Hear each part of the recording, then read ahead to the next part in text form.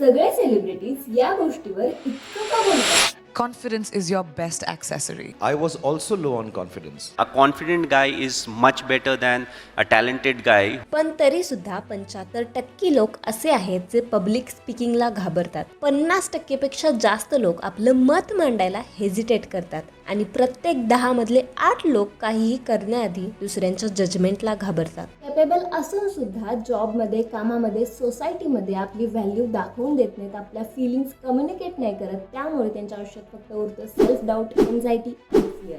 पण जे लोक या स्किलमध्ये प्रो असतात ते सोसायटीमध्ये आपली वेगळी जागा बनवतात, 4 लोकांमध्ये उठून दिसतात आणि कुठल्याही वाईट सिच्युएशनमधून स्वतः मार्ग काढतात, म्हणजेच कॉन्फिडंट असतात. But you don't need to worry about it, कारण मी या व्हिडिओमधून 10 पॉवरफुल आणि प्रॅक्टिकल टिप्स शेअर करणार आहे ज्यांनी मला एक अंडर कॉन्फिडंट गर्लपासून कॉन्फिडंट गर्ल बनवलं. पण आधी मला एक गोष्ट कमेंट करून सांगा की अशा कुठल्या गोष्टी आहेत ज्यामुळे तुम्हाला अंडर कॉन्फिडंट फील होतात. लगेचच कमेंट करा. First, stop comparing yourself. लहानपणापासून एकतर आपण स्वतःला कम्पेअर करतोय किंवा इतर लोक आपल्याला कम्पेअर करतात. ती बघ किती हुशार आहे, ती बघ किती सुंदर आहे, हेच ऐकून आपल्याला सवय झाली. आणि त्यात भरीत भर घालायला आता सोशल मीडिया आहे. लोकांची perfect body, perfect skin, perfect relationship, perfect career हेच आपण बघतो. आपण जे काही सोशल मीडियावरती बघायला लागतो ते आपल्याला खरं वाटायला लागतं, कारण लोक फक्त त्यांची चांगली साईड दाखवत आहेत. त्यांची वाईट बाजू, त्यांची डार्क साईड, त्यांचे फेलियर ते आपल्याला दाखवतच नाही आहेत. त्यामुळे आपण सतत स्वतःलाच त्यांच्यासोबत कम्पेअर करतो, स्वतःला त्यांच्यासारखं बनवण्याचा प्रयत्न करतो आणि हीच आपली सगळ्यात मोठी चूक आहे. पण नेमकं करायचं काय आणि हे कम्पॅरिझन कमी कसं करायचं? एक सांगू, सोशल मीडिया डाएट करायचा. Out of site, out of mind. जे आपल्या डोळ्यांना दिसतच नाही आहे ते आपल्या मनात सुद्धा येत नाही. म्हणजे असं नाही आहे की सोशल मीडिया तुम्ही बघायचंच नाही किंवा बंद करून टाकायचा. पण सोशल मीडियामध्ये काय बघायचं हे तर तुमच्या हातात आहे. कोणाला फॉलो करायचं, कुठले व्हिडिओज बघायचे हे तुम्ही कस्टमाइज करू शकता. त्यामुळे फक्त अशाच क्रिएटर्सना फॉलो करा जे तुम्हाला काहीतरी शिकवतील, तुम्हाला ग्रो करायला मदत करतील. ज्या गोष्टी तुमच्या कामाच्या नाही आहेत, फक्त रिलेटेबल आहेत, ह्या गोष्टींना फॉलो करणं बंद करा.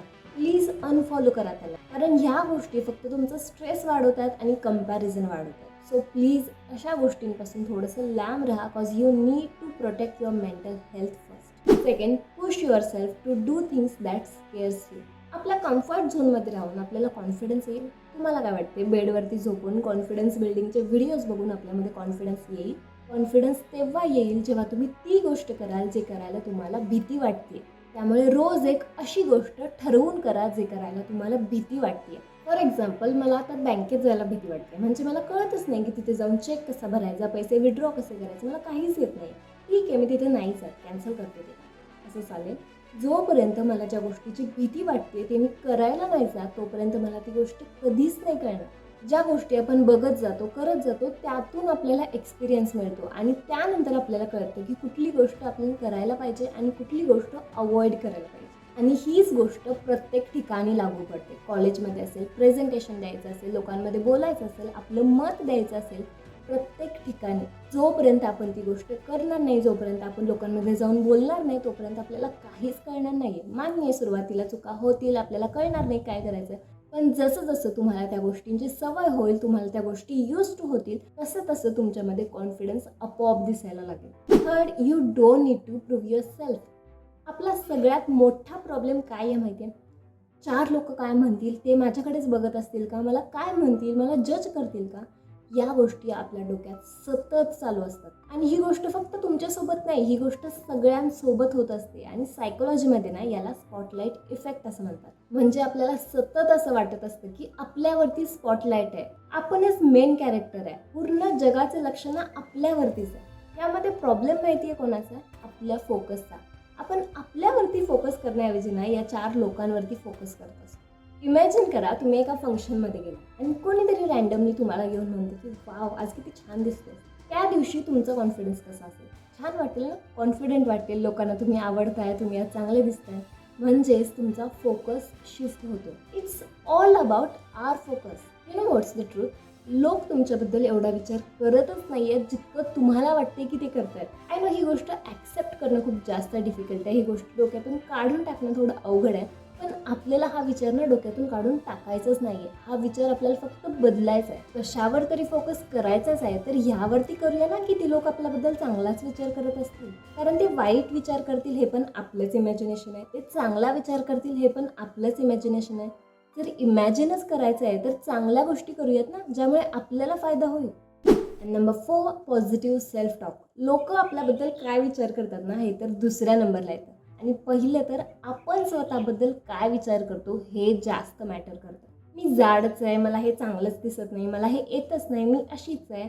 दिवसभर स्वतःबद्दल वाईटच बोलत असाल तर बाहेर गेल्यावर कॉन्फिडन्स कुठून येणार आहे? तुम्हाला हे तरी माहिती आहे की तुमच्यामध्ये काय काय चांगल्या गोष्टी आहेत? नसतील ना तर आधी लिहून काढा आणि दिवसातले 5 मिनिटं ना स्वतःबद्दल चांगलं बोलण्यात घालवा. सकाळी उठल्यावरती स्वतःला गुड मॉर्निंग विश करा, पॅम्पर करा स्वतःला, रोमॅन्टिसाइज करा सगळं. दुसऱ्यांसोबत मस्त गोडगोड बोलत असता, थोडं स्वतःसोबत बोला. कारण you became what you believed किंवा यू बिकेम फायनान्शियली इंडिपेंडंट. जेव्हा आपण आपल्या गरजांसाठी दुसऱ्यावरती डिपेंड असतो ना, तेव्हा इनडायरेक्टली ती व्यक्ती आपलं लाईफ कंट्रोल करत असते. पण जेव्हा आपण फायनान्शियल कॅपेबल असतो तेव्हा आपल्या लाईफचे डिसिजन्स आपण स्वतः घेऊ शकतो. त्यामुळे कमवण्याकडे फोकस करा. जर तुम्ही स्टुडंट असाल, जर तुम्हाला आत्ता कमवता येत नसेल तर अशा गोष्टींवरती फोकस करा, अशा स्किल्सवरती फोकस करा ज्या तुम्हाला कॅम्पस सिलेक्शनमध्ये हेल्प करतील, तुम्हाला जॉब मिळवण्यासाठी हेल्प करतील. Because it will only lead you to become financially independent. Number 6, take care of your outer appearance. चांगले कपडे घालणं, हायजीन मेंटेन करणं हे इतरांसाठी नाही, ते तुमच्यासाठी, आपल्यासाठी इम्पॉर्टंट असतं. तुम्ही ना एक दिवस बिना आंघोळ करता ज्या अवतारात झोपून उठलाय त्याच अवतारात ॲटलिस्ट दुपारपर्यंत राहून बघा. राईट, तुम्हाला इन्स्टंटली कळेल की मी हे का बोलतेय. आणि ज्या दिवशी तुम्ही बिना आंघोळ करता बसाल ना, त्या दिवशी तुम्हाला वाटेल की जगातला बेकार माणूस तुम्हीच आहात. एक काम तुमच्याकडून होणार नाही, दिवसभर झोपून राहावं असं वाटेल. हे का होतं माहिती आहे? कारण आपणच आपल्या ब्रेनला सिग्नल देत असतो हे सगळं असं वागून. म्हणून याच्या उलट जेव्हा आपण चांगले कपडे घालतो, एकदम इस्त्री केलेले, परफ्यूम लावतो, हायजेनिक राहतो, तेव्हा आपली प्रोडक्टिव्हिटी वाटते, आपल्याला जास्त काम करू वाटतं, आपल्याला एनर्जी येते आणि आपण स्वतःचा रिस्पेक्ट करायला लागतो. आणि जेव्हा आपण स्वतःचा आपलाच रिस्पेक्ट करतो ना, तेव्हा आजूबाजूचे लोकही आपला रिस्पेक्ट करतात. कारण आपण जर आपल्यालाच आवडणार नाही तर आपण इतरांकडून का अपेक्षा ठेवतोय की आपण त्यांना आवडावं? आणि हे जे चांगले कपडे घालणं किंवा हायजेनिक राहणं हे फक्त बाहेरून चांगलं दिसण्यासाठी लिमिटेड नाही आहे. ते आपल्या मेंटल हेल्थसाठी इम्पॉर्टंट आहे. Number 7, learn to say no.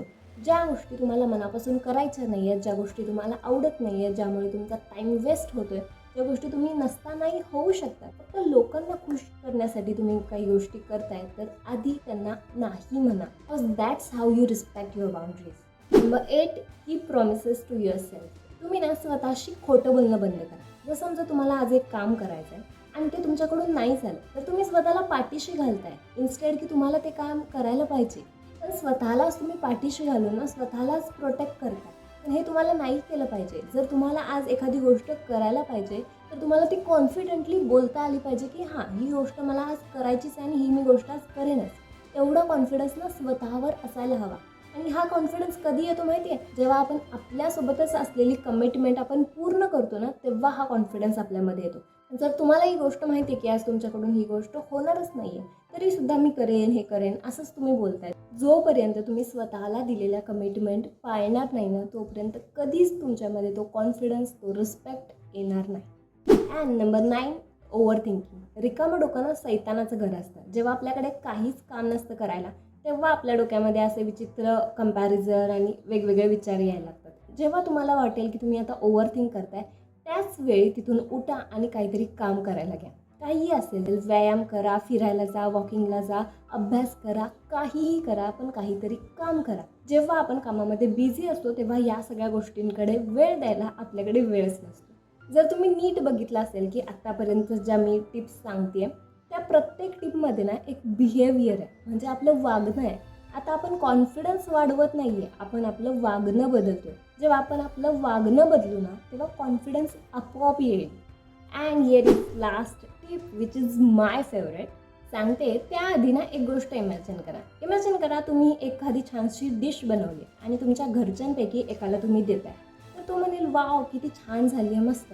तीच डिश जर तुम्ही दुसऱ्या व्यक्तीला देताय, तो म्हणेल थोडंसं तिखट असतं, तर मग तुम्ही त्यामध्ये अजून थोडंसं तिखट ॲड कराल. तीच डिश तुम्ही तिसऱ्या व्यक्तीला देताय, तुम्हाला थोडीशी साखर असेल तर तुम्ही त्यामध्ये पुन्हा साखर ॲड करताय, तिसऱ्या व्यक्तीला देताय, ते म्हणेल थोडंसं आंबट असतं तर तुम्ही त्यामध्ये अजून चिंच ॲड करताय आणि फायनली सगळ्या गोष्टी घातल्यानंतर पुन्हा तुम्ही ती गोष्ट सर्व कराल तेव्हा कोणी खाईल तिला? ॲब्सोल्युटली नाही खाणार. हीच सेम गोष्ट ना तुमच्या आयुष्यात सुद्धा लागू पडते. तुम्ही तुमच्या आयुष्यात सगळ्यांना खुश नाही ठेवू शकत, सगळ्यांच्या मताप्रमाणे नाही चालू शकत. कोणाला शाहरुख खान आवडतो, कोणाला नाही आवडत, कोणाला रोहित शर्मा आवडतो, कोणाला MS धोनी आवडतं, कोणाला तुम्ही ॲव्हरेज वाटाल, कोणाला तुम्ही फनी वाटाल, कोणाला तुम्ही अनॉईंग वाटाल, तर कोणाला तुम्ही खूपच इंटरेस्टिंग वाटाल. कोणाला कसं वाटते यानुसार तुम्ही स्वतःला ॲडजस्ट करत राहाल आणि यामध्ये तुम्ही स्वतः कोण आहेत ना ते हरवून बसा. सगळ्यांना आपण आवडलो पाहिजे, सगळ्यांना आपण बरोबर वाटलो पाहिजे, सगळ्यांना खुश ठेवता आलं पाहिजे. It's not necessary. You don't need everyone's approval to move forward. आणि एक शेवटची टिप मी सांगायची विसरले, ती म्हणजे या सगळ्या गोष्टी मी ज्या सांगितल्या त्या अप्लाय करा तुमच्या आयुष्यात. फक्त व्हिडिओ बघून काहीच बदल होत नाही. जोपर्यंत तुम्ही तुमचं बिहेवियर नाही बदलणार तोपर्यंत तुमच्यामध्ये कॉन्फिडन्स नाही येणार. So the first thing you have to do is change your behaviour. तुम्ही तुमचं वागणं बदला, तुमचा कॉन्फिडन्स आपोआप इथून इथंपर्यंत जाईल.